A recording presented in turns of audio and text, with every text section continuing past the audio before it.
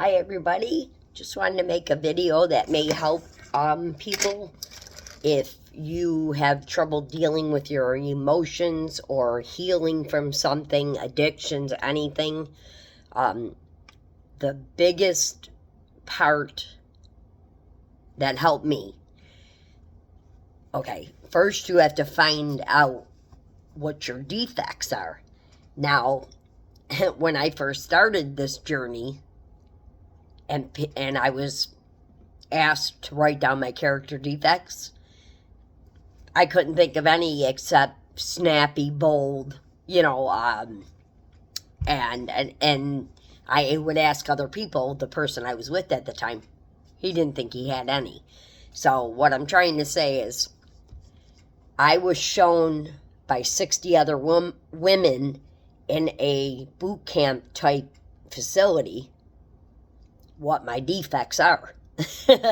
Unfortunately, but fortunately, it ended up helping me to work through my emotions and my childhood trauma and covering up for my ex-husband for 30 years.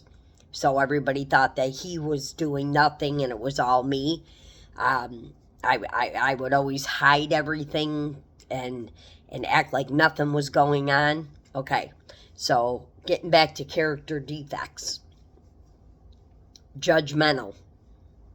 If you judge other people, when you first meet them, immediately you put some kind of judgment on them. Oh, look, they got a limp, or oh, okay, that was a huge one for me.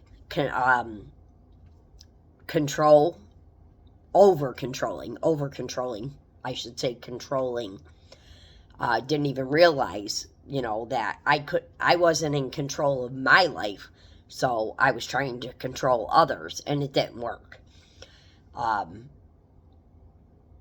Like acceptance, no, that isn't a character defect. Non-acceptance would be a character defect.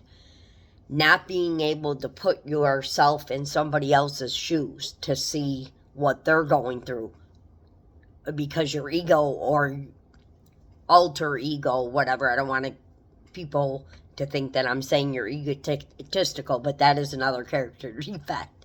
The biggest one that you don't even know sometimes you have, because you're putting on a front, kinda, and I don't want to say a false mask or being fake, a front. In me, my sister and brother all had to always act like everything was okay. We couldn't show people on the outside what was going on the inside.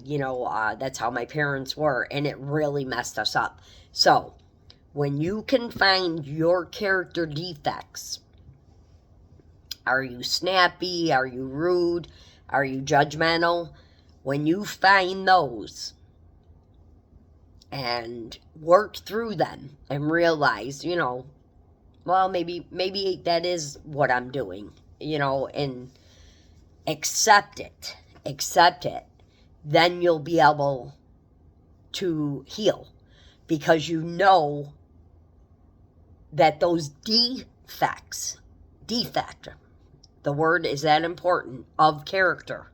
So they're not good for your character, because they're just, oh God, the word came up in my head, and then in addition, like you have a devil on one shoulder and an angel on the other. You have a good side and a bad side. Everybody has or just a dark side, which is okay. I mean, I'm all over the place, but